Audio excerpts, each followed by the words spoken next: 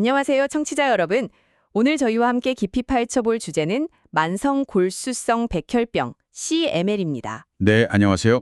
저희가 받은 자료, 만성 골수성 백혈병 개요 및 치료 내용을 바탕으로 좀 정리를 해봤는데요. 네네. 이번 시간을 통해서 CML이 정확히 어떤 병인지, 그리고 그 근본 원인이 뭔지, 그렇죠. 또 예전에는 참 생존을 장담하기가 어려웠는데 이게 어떻게 지금은 관리가 가능한 상태로 바뀌었는지 그 여정을 좀 따라가 보려고 해요. 네, 그 변화가 정말 극적이었죠. 맞아요. 정말 흥미로운 게 뭐 불과 수십 년 전만 해도 평균 생존 기간이 한 3년? 길어야 7년? 이랬는데 네, 그랬었죠. 이제는 잘 관리하면 거의 뭐 정상 수명을 기대할 수 있다. 어떻게 이런 변화가 가능했을까요? 네, 그 비밀을 한번 파헤쳐 보시죠. 좋습니다. 그럼 먼저 CML이 어떤 병인지부터 좀 설명해 주시겠어요? 네, CML은 그 혈액암의 한 종류인데요. 우리 몸에서 피를 만드는 공장이 있잖아요. 골수. 네, 골수요. 그 골수의 가장 뿌리가 되는 세포, 조혈모세포에서 이제 문제가 시작되는 병입니다. 아, 가장 근본 세포에서요. 네, 핵심 원인은 뭐냐면 우리 몸의 설계도인 염색체의 변화가 생기는 거예요. 염색체 변화요? 네. 구체적으로는 9번 염색체랑 22번 염색체의 특정 부위가 서로 자리를 바꿔요. 아, 서로 자리를요. 네. 이걸 전문 용어로는 상호 균형 전좌 T922 이렇게 부르는데요. 이 과정에서 22번 염색체가 좀 짧아집니다. 짧아지는군요. 네. 이게 바로 CML의 어떻게 보면 상징이죠. 필라델피아 염색체, PH 염색체라고 부릅니다. 필라델피아 염색체. 이름이 특이하네요. 그렇죠. 발견된 지명을 딴 건데요. 이 염색체 조각 교환이 왜 중요하냐면 원래는 떨어져 있던 유전자 두 개가 합쳐져 버려요. 아, 유전자가 합쳐진다. 네. BCR 유전자하고 ABL1 유전자인데요. 이게 하나로 딱 붙어서 BCR ABL1이라는 새로운 융합 유전자가 만들어지는 겁니다. 그게 문제의 핵심이군요. 바로 그겁니다. 진짜 문제는 이 융합 유전자가 만들어내는 단백질이에요. 이게 티로신 키나제라는 효소인데 정상 효소랑 다르게 항상 켜져 있는 상태인 거예요. 항상 켜져 있다고요? 네, 뭐랄까 자동차 엑셀러레이터가 계속 밟혀 있는 것처럼요. 그러니까 CML 세포가 끊임없이 분열하고 증식해요. 근데 또 죽어야 할 때 죽지도 않아요. 계속 쌓이는 거죠. 아, 세포가 계속 늘어나기만 하는 거네요. 맞습니다. 이게 바로 CML을 일으키는 핵심 엔진인 셈이죠. 뭐 BCR, ABL1에도 종류가 몇 가지 있긴 한데 대부분 비슷한 방식으로 작동한다고 보시면 됩니다. P201이 제일 흔하고요. 와, 염색체 조각이 바뀌면서 고장난 효소가 생기고 그게 세포를 계속 자라게 만든다. 설명이 명쾌합니다. 네. 그럼 이 CML이라는 병 얼마나 많은 사람들이 겪고 있나요? 자료를 보니까 전체 백혈병의 한 15% 정도 된다고요? 네, 그 정도 됩니다. 그리고 남성한테 조금 더 많이 발생하고요. 비율이 한 1.6대 1 정도. 아, 남성이 조금 더요? 네, 진단받는 평균 연령은 보통 50대 중반에서 60대 중반이고요. 어린이한테는 좀 드물어요. 근데 최근에는 젊은 층 진단 비율이 조금씩 늘고 있는 것 같기도 해요. 그렇군요. 미국 기준으로 보면 연간만 9천 명 정도 새로 생긴다고 하네요. 인구 10만 명당 2명꼴? 왜요? 네. 병을 앓는 사람이 늘어난다고요? 치료가 잘 된다면서요? 바로 그겁니다. 이게 좀 역설적인데 치료법이 너무 좋아져서 생존율이 엄청나게 높아졌기 때문이에요. 아, 예전에 그 TKI라는 약 나오기 전에는 평균 생존 기간이 짧았잖아요. 그래서 미국 내 CML 환자가 한 3만 명 정도 했어요. 네. 근데 TKI 치료 덕분에 연간 사망률이 1~2% 수준으로 확 줄었거든요. 환자들이 훨씬 오래 생존하게 된 거죠. 그렇죠. 이런 추세라면 2040년쯤에는 미국 내 유병자 수가 거의 45만 명 이렇게 될 수도 있다는 예측이 나옵니다. 와, 3만 명에서 45만 명이요? 엄청난데요. 네, 전 세계적으로 보면 뭐 이상적인 환경에서는 1,000만 명까지도 늘 수 있다고 보고요. 그러니까 치료의 성공이 역설적으로 병을 가진 사람 수를 늘리는 거죠. 참 아이러니하네요. 그럼 CML은 도대체 왜 생기는 걸까요? 원인이 뭔가요? 아, 그게 참 아직 명확하게 밝혀진 건 없습니다. 그런가요? 네, 흥미로운 건 가족력하고는 거의 관련이 없다는 거예요. 유전되는 병은 아니라는 거죠. 아, 다행이네요. 네, 또 뭐 벤젠 같은 특정 화학 물질이나 바이러스 감염 이런 것도 뚜렷한 연관성은 아직 없고요. 현재까지 유일하게 좀 확인된 환경적 위험 요인이라고 하면 고설량의 방사선 노출입니다. 방사선요? 네, 예를 들어서 예전 원자폭탄 피폭 생존자들한테서 CML 발병률이 높았다는 보고가 있거든요. 아, 근데 중요한 건 고설량이라는 점이에요. 아주 많은 양의 방사선. 체르노빌 사고 때는 CML 증가가 뚜렷하지 않았거든요. 그러니까 정말 어마어마한 양이 필요한 거죠. 그럼 요즘 방사선 관련 직업은 괜찮은 건가요? 네, 현대의 작업 환경에서는 안전 조치가 잘 되어 있어서 CML 위험이 증가한다고 보긴 어렵습니다. 그렇군요. 근데 여기서 더 흥미로운 사실이 있어요. 뭔가요? 아까 말씀드린 그 CML 원인 유전자 BCR ABL1 변이요. 이걸 아주 민감한 검사로 찾아보면 놀랍게도 건강한 성인의 최대 25%, 심지어 건강한 아기의 5%에서도 발견이 돼요. 네, 건강한 사람한테서요. 그럼 그 사람들도 다 CML에 걸리는 건가요? 아니요, 그리 아닙니다. 대부분은 평생 CML로 진행되지 않아요. 와, 신기하네요. 그렇죠. 이게 시사하는 바가 뭐냐면 BCR ABL1 유전자 변이가 CML 발생에 필요하긴 한데 그것만으로는 부족하다는 거예요. 아, 뭔가 더 필요하다. 네, 아마도 이 변이를 가진 사람 중에 아주 일부에서만 어떤 추가적인 유전적 손상이라든지 아니면 면역체계의 문제라든지 뭔가 결정적인 한방, 트리거가 더해져야 비로소 CML이 발병하는 게 아닐까 이렇게 추측하고 있습니다. 아직 풀어야 할 숙제죠. 와, 정말 복잡하네요. 단순히 유전자 변이 하나가 다가 아니군요. 그럼 CML로 진단받으면 병이 보통 어떻게 진행되나요? 자료에는 만성기, 가속기, 급성기 뭐 이렇게 있던데요. 네, 맞아요. 치료 안 하면 보통 그렇게 진행됩니다. 만성기에서 시작해서 가속기, 급성기로요. 네. 다행히 대부분의 환자, 한 90% 정도는 병이 비교적 천천히 진행되는 만성기에 진단이 돼요. 아, 다행이네요. 네, 특히 건강검진 잘 받는 나라에서는 증상이 아예 없는데 그냥 피검사 이상으로 우연히 발견되는 경우가 절반 이상이라고 해요. 아, 건강검진에서요? 네, 50에서 60% 정도요. 만약 증상이 있어서 병원을 찾는다면 제일 흔한 건 이유 없이 피곤한 거, 체중 감소, 아니면 배 왼쪽 윗부분이 좀 불편하거나 덩어리가 만져지는 거예요. 배 왼쪽 윗부분이요? 네, 비장이 커져서 그래요. 그래서 조금만 먹어도 배부른 느낌, 조기 포만감으로 나타나기도 하고요. 드물게는 피가 잘 안 맞거나 멍이 잘 드는 걸로 발견되기도 합니다. 그렇군요. 대부분 초기에 발견된다니 다행입니다. 그럼 CML 확진은 어떻게 하나요? 아까 필라델피아 염색체가 중요하다고 하셨는데. 네, 진단의 핵심은 그거죠. 필라델피아 염색체, 즉 T922, 나 그 결과물인 BCR ABL1 융합 유전자를 확인하는 겁니다. 확인은 어떻게 해요? 전통적으로는 골수세포를 뽑아서 염색체 모양을 직접 보는 검사, 지밴딩이라는 걸 했어요. 근데 요즘은 더 민감한 검사들을 주로 써요. 더 민감한 검사요? 네, FISH나 PCR 같은 검사인데요. FISH는 형광 물질로 표적 염색체를 찾아내는 거고 PCR은 유전자를 증폭해서 보는 거예요. 아하. 이 검사들은 암세포가 아주 적어도 찾아낼 수 있고 특히 PCR은 피검사만으로도 가능해서 치료 효과를 아주 정밀하게 추적하는 데 중요하게 쓰입니다. 피검사로도 되는군요. 네, 그런데 여기서 제가 꼭 강조하고 싶은 게 있어요. 뭔가요? 처음 CML을 진단할 때는 반드시 골수 검사를 해야 합니다. 꼭 골수 검사를 해야 한다고요? 피검사로도 된다면서요? 네, 피검사로 유전자가 확인되더라도 처음 진단 시에는 꼭 골수 검사를 해서 확실하게 pH 염색체가 있는지 보고 또 다른 추가적인 염색체 이상은 없는지 골수 안에 미성숙 세포나 호염기구 비율이 어떤지 정확히 봐야 해요. 아, 그런 것까지 다 봐야 하는군요. 네, 이런 정보들이 환자 예후를 예측하고 어떤 치료를 할지 결정하는 데 아주 중요하거든요. 그리고 처음 PCR 검사할 때 내 몸의 BCR ABL1 타입이 정확히 어떤 건지 23A2인지 24A2인지 등 확인해 두는 게 좋아요. 왜죠? 그래야 나중에 치료 반응 볼 때 검사 방법 차이 때문에 괜히 혼란스러운 일, 가짜 음성 결과 같은 걸 피할 수 있거든요. 알겠습니다. 진단식 골수 검사가 필수군요. 자, 그럼 이제 드디어 CML 치료의 역사를 바꾼 그 약, 티로신 키나아제 억제제, TKI에 대해 이야기해보죠. 네, TKI. 2000년대 초반의 첫 TKI, 이메티닙, 상품명 글리백이죠. 이게 등장하면서 정말 센세이션이었잖아요. 맞아요. 완전 게임 체인저였죠. 이 약 하나로 CML이 거의 만성질환처럼 관리할 수 있게 된 거니까요.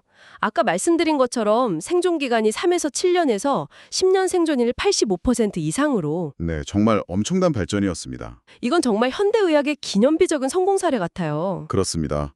TKI가 이렇게 효과적인 이유가 CML을 일으키는 바로 그 근본 원인 있잖아요. 비정상적인 BCR, ABR1 효소. 네, 그 고장난 효소요. 네, TKI가 정확하게 그 효소만 표적으로 삼는 거예요. 이 효소가 계속 작동하려면 ATP라는 에너지원이 필요한데 TKI가 ATP가 붙는 자리에 대신 딱 달라붙어 버려요. 아, 에너지 공급을 차단하는 거군요. 그렇죠. 효소 작동 스위치를 딱 꺼버리는 거예요. 그러니까 CML 세포 증식이 억제되고 또 세포가 스스로 죽도록 유도되는 거죠. 그러면서 정상혈액 세포들이 다시 자라날 공간이 생기는 거고요. 와, 정말 똑똑한 약이네요. 네, 표적 치료제의 대표적인 성공 사례죠. 지금은 TKI 종류가 여러 가지가 있다고 들었어요. 네, 맞아요. 현재 승인된 경구용 TKI가 총 6가지입니다. 맨 처음 나온 1세대 이메티닙이 있고요. 네, 글리백. 그 후에 개발된 2세대 TKI가 다사티닙, 닐로티닙, 보수티닙 이렇게 3가지가 있어요. 2세대. 그리고 더 나중에 개발된 3세대로 포나티닙과 아스미닙이 있습니다. 3세대까지요? 세대가 올라가면 더 좋은 건가요? 일반적으로는 약효가 더 강력하거나 아니면 1세대에 내성이 생긴 경우에도 효과를 보이거나 좀 작용 방식이 다른 경우가 있어요. 예를 들어 가장 최신 약인 아시미닙은 기존 TKI랑 다른 부위에 작용해서 기존 약에 내성이 생길 환자들에게 새로운 옵션이 되고 있죠. 그렇군요.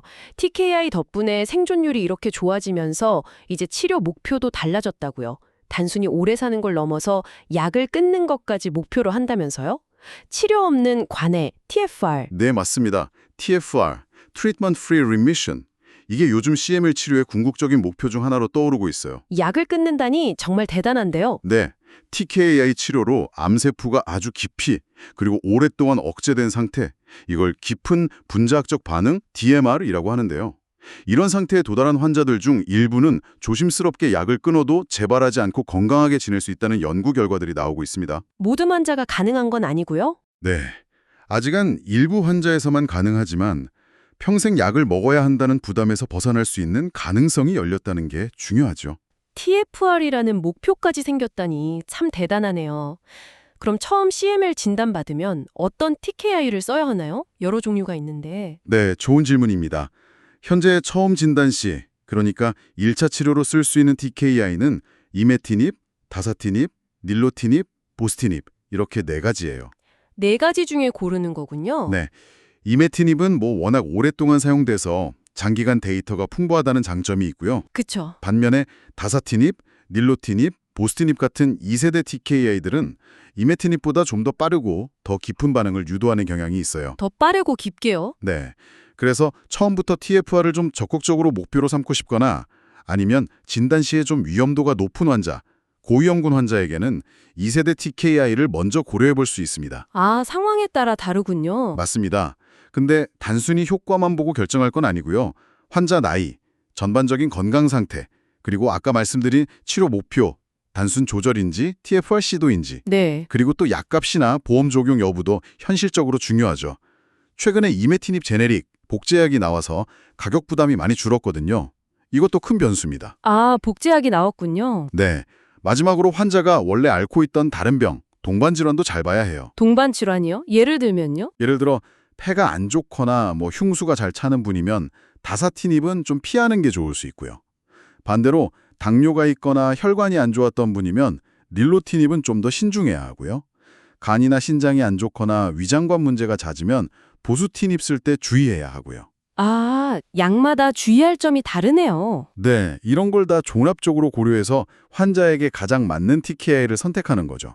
그리고 요즘은 무조건 최대 용량을 쓰는 것보다 효과는 유지하면서 부작용을 줄이는 최적 용량 OBD를 찾는 쪽으로 가고 있어요. 삶의 질을 중요하게 생각하는 거죠. 최적 용량. 좋네요. 아무래도 약을 오래 먹어야 할 수도 있으니 부작용 관리가 정말 중요하겠어요. 이메티닙은 몸이 붓거나 메스꺼움, 설사, 근육통 같은 게 비교적 흔하다고 하셨죠? 네, 근데 대부분 경증에서 중등도이고 관리 가능한 수준입니다. 2세대 약들은 그런 건 좀 덜한데 대신 다른 종류의 부작용이 있다고요? 네, 약마다 좀 특징적인 부작용 프로필이 달라요. 다사티닙은 혈소판 수치가 떨어질 수 있고 폐나 심장 주변에 물이 차는 부작용, 흉수나 심낭수가 다른 약보다 좀 흔해요. 드물게 폐동맥 고혈압도 있고요. 물이 찬다고요? 네, 근데 요즘은 용량을 좀 낮췄으면서 하루 100mg 대신 50mg을 그런 위험을 줄이려고 하고 있습니다. 아, 용량 조절로요? 네, 닐로티닙은 혈당 상승, 피부 발진, 가려움증, 췌장염 위험이 있고 특히 다른 약에 비해 동맥혈관 문제, 막히거나 좁아지는 심혈관계 부작용 위험이 상대적으로 좀 높아요. 심혈관 쪽이요? 네, 보스트닙은 설사 같은 외장관 문제가 제일 흔하고 간이나 신장 기능에 영향을 줄 수도 있고요. 3세대인 포나티닙은 효과가 강력한 만큼 혈압 상승이나 좀 심각한 혈전 위험이 다른 약보다 높아서 더 주의가 필요합니다. 듣기만 해도 좀 걱정되는데요. 네, 그럴 수 있죠. 하지만 다행인 건 대부분의 부작용은 약 용량을 조절하면 관리가 가능하다는 거예요. 아, 용량 조절이 중요하군요. 네. 특히 치료 반응이 좋은 환자는 용량을 줄여도 효과가 유지되는 경우가 많거든요. 그래서 요즘은 부작용 생기면 무조건 약 바꾸기보다 용량 조절을 먼저 시도하는 경우가 많아요. 네. 물론 흉수가 자꾸 반복되거나 심각한 혈관 문제가 생기거나 중증 췌장염, 폐동맥 고혈압 같은 심각한 부작용은 다른 TKI로 바꿔야 하고요. 알겠습니다. 약을 오래 쓰다 보면 효과가 떨어지는 내성 문제도 있다고 들었어요. 이건 왜 생기나요? 아, 네. 내성. 이것도 중요한 문제죠. TKI 치료 중에 약효가 떨어지는 건데요. 그 이유 중 절반 정도는 CML 세포의 BCR-ABL1 유전자에 추가적인 변화, 즉 돌연 변이가 생기기 때문이에요. 또 변이가 생기는군요. 네. 아까 TKI가 BCR-ABL1 효소의 특정 부위에 붙어서 작동을 멈춘다고 했잖아요. 네. 근데 돌연 변이가 생기면 그 붙는 자리 모양이 살짝 바뀌는 거예요. 그래서 TKI가 잘 못 붙게 되는 거죠. 열쇠 구멍 모양이 변해서 원래 열쇠가 안 맞는 것처럼요. 아, 그래서 약이 안 듣게 되는 거군요. 맞아요. 그래서 내성이 의심되면 BCR-ABL1 유전자 돌연변이 검사를 해서 어떤 돌연변이가 생겼는지 확인하는 게 중요해요. 돌연변이 종류를 확인한다. 생긴 그 변이비한 자물쇠에 더 잘 맞는 다른 TKI를 선택해야 다수 효과를 볼 수 있어요. 어떤 변이에는 다사티닙이나 보수티닙이, 다른 변이에는 일로티닙이 더 잘 들을 수 있고요. 아하. 특히 T315I라는 돌연변이는 아주 고약해서 대부분의 1, 2세대 TKI가 안 들어요. 이런 경우에는 포나티닙이나 아시미닉 같은 3세대 TKI가 필요합니다. T315I. 그건 3세대 약이 필요하군요. 내성이 생기면 원인을 찾아서 다음 약을 고르는 게 중요하네요. TKI 말고 다른 치료법은 없나요? 예전엔 골수 이식이 유일한 희망이었다고 하던데요. 네, 동종 조혈모세포 이식, HSCT, 흔히 골수 이식이라고 하죠. TKI 나오기 전에는 이게 유일한 완치법이었어요. 그렇죠. 근데 TKI가 워낙 효과적이다 보니 이제 HSCT는 1차 치료는 아니고 TKI 치료가 잘 안 됐거나 병이 좀 진행된 환자들에게 고려하는 후순위 옵션이 됐습니다. 후순위 옵션이요. 네, 물론 HSCT는 완치 가능성을 줍니다. 만성기 이식 받으면 50에서 70% 정도는 장기적으로 병 없이 살 수 있어요. 완치 가능성이 있군요. 네, 하지만 이식 과정 자체가 굉장히 힘들고 위험해요. 면역 거부 반응, 이식 편대 숙주병, GVHD나 심각한 감염 같은 합병증 위험도 크고 이식 관련 사망률도 1년 안에 5%에서 많게는 30%까지 될 수 있어요. 사망 위험도 꽤 높네요. 네. 그래서 현재는 여러 TKI 치료에도 실패했거나 아까 말한 T315I 같은 특정 돌연변이가 있거나 아니면 병이 가속기나 급성기로 진행된 경우 이때도 TKI나 항암 치료로 상태를 좀 안정시킨 후에 이럴 때 주로 HSCT를 고려합니다. 그렇군요. 그리고 임신 관련해서도 궁금한데요. 임신을 계획하거나 임신 중인 CML 환자는 어떻게 해야 하나요? TKI 계속 먹어도 되나요? 임신. 이거 아주 중요한 문제입니다. 현재 쓰는 대부분의 PKI는 임신 첫 3개월 동안 복용하면 태아 기형 위험이 있는 걸로 알려져 있어요.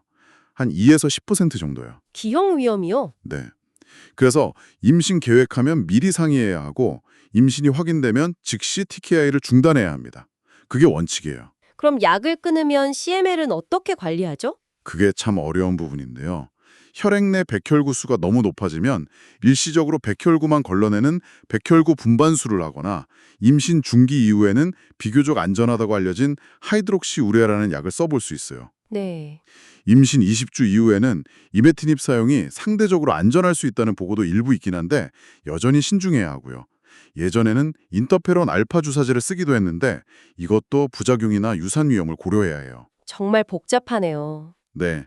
그래서 임신 중 CML 관리는 반드시 경험 많은 혈액종양내과 의사랑 산부인과 의사가 아주 긴밀하게 협력해서 결정해야 합니다. 알겠습니다. 치료 이야기를 하다 보니 자연스럽게 비용 문제나 전 세계적인 상황도 생각하게 되네요. 아무리 좋은 약이 있어도 못 쓰면 소용없잖아요? 네, 맞습니다.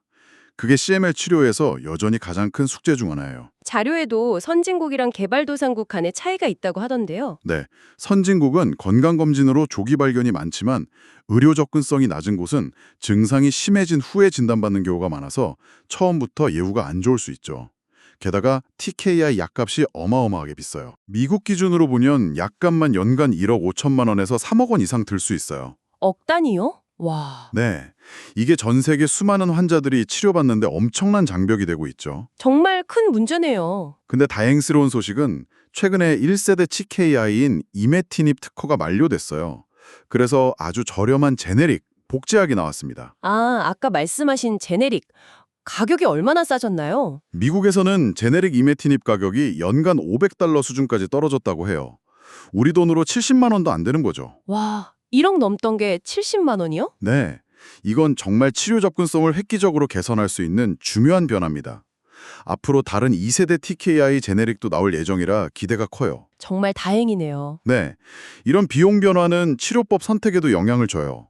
예를 들어 그냥 생존기간 연장이 목표라면 비용 효율적인 제네릭 이메티닙이 아주 좋은 선택지가 될 수 있죠. 그렇죠. 반면 TFR을 달성하기 목표라면 나중에 나올 2세대 TKI 제네릭을 기다리거나 고려해 볼 수 있고요.